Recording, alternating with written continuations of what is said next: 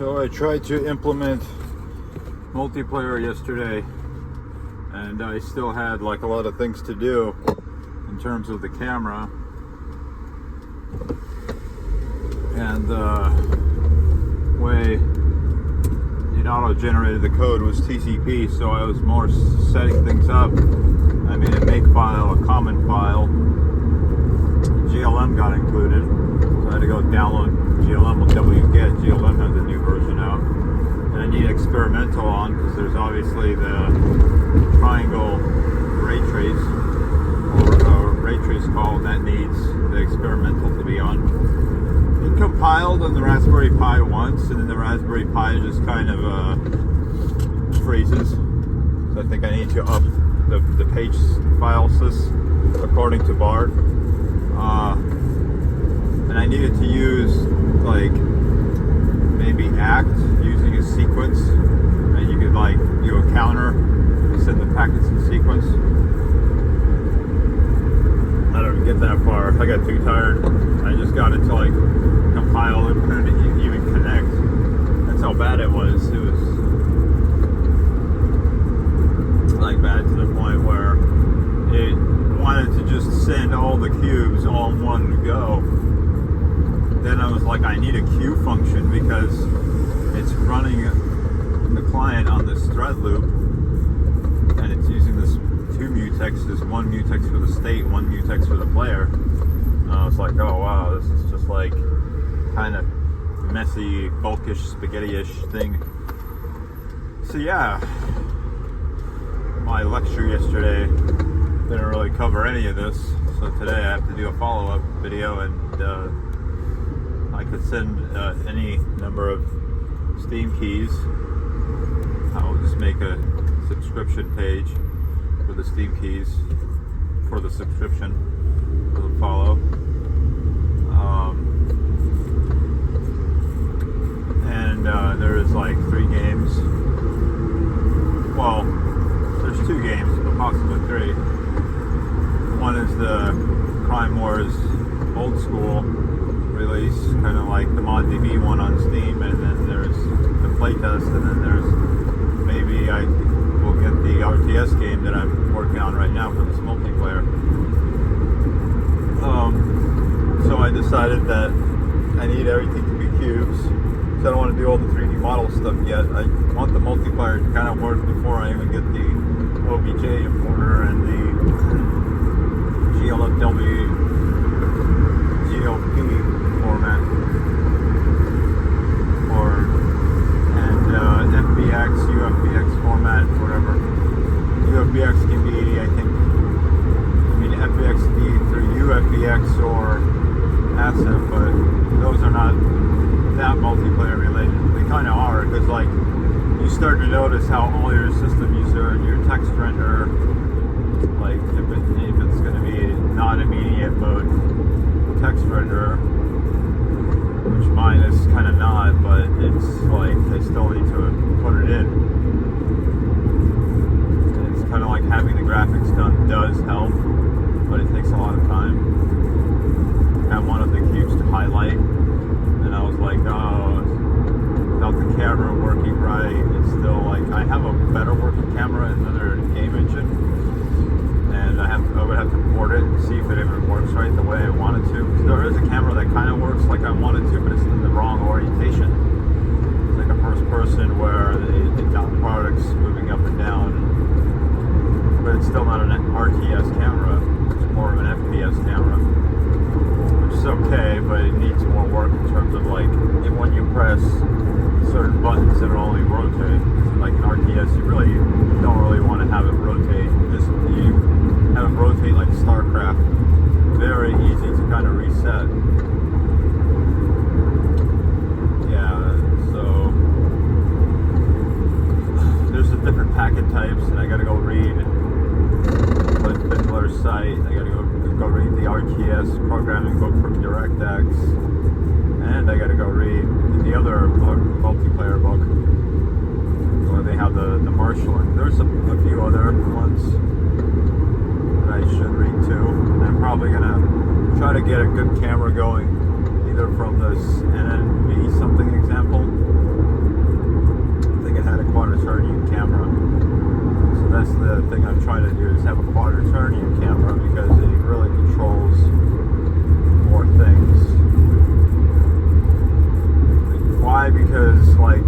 actually have it to where it's like a point view camera like in Source SDK, where you could manipulate it around the units and do fancy things later. You record like positions. Obviously, something like a replay system for the multiplayer would be ideal.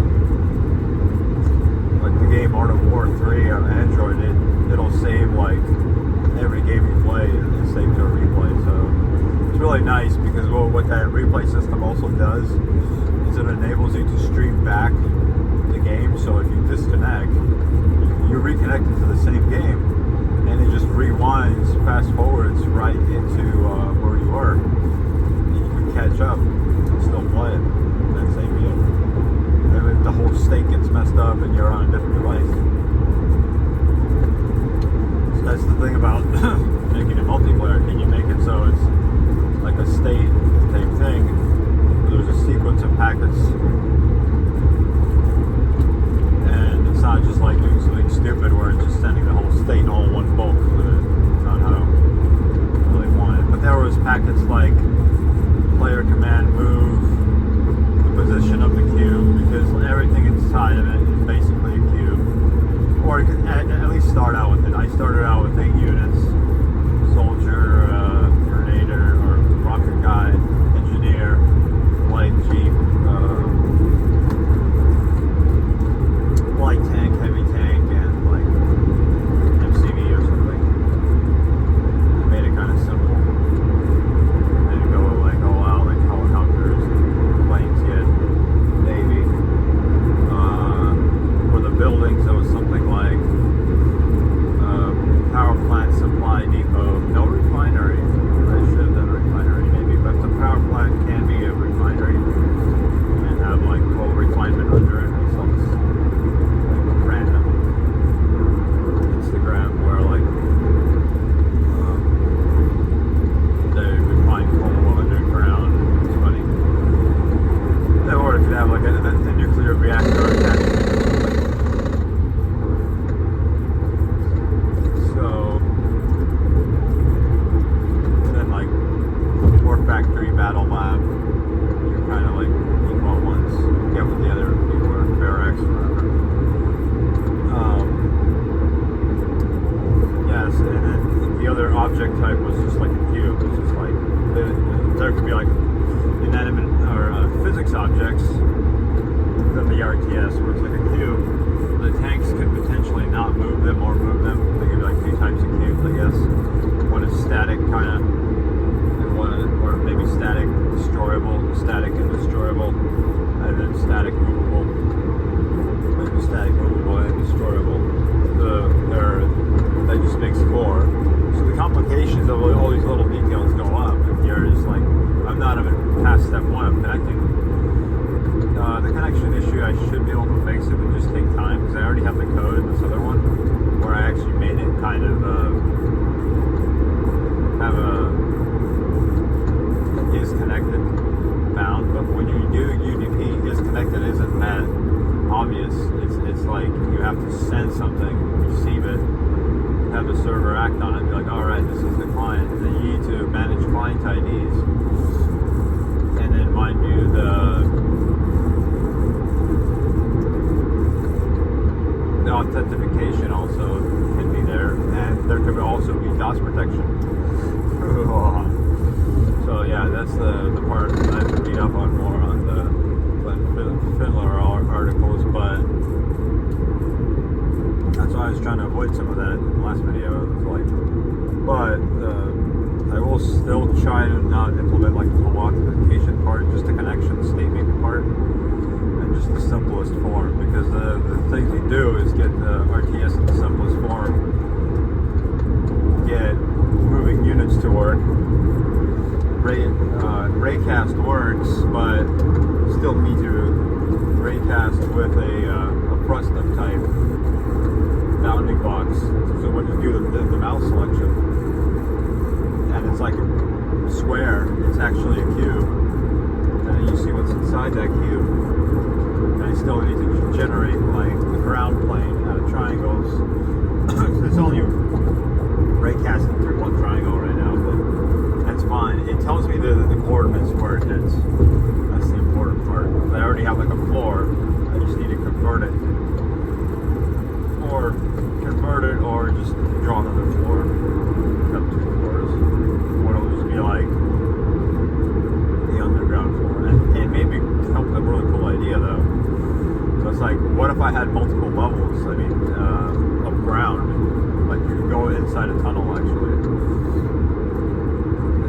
have to have a shader that would not draw things in front of the camera, like right in front of the camera. It's kind of easy to do with the projection matrix by manipulating the C-far, see here. That would just call it or whatever, or cut it off right when I need it.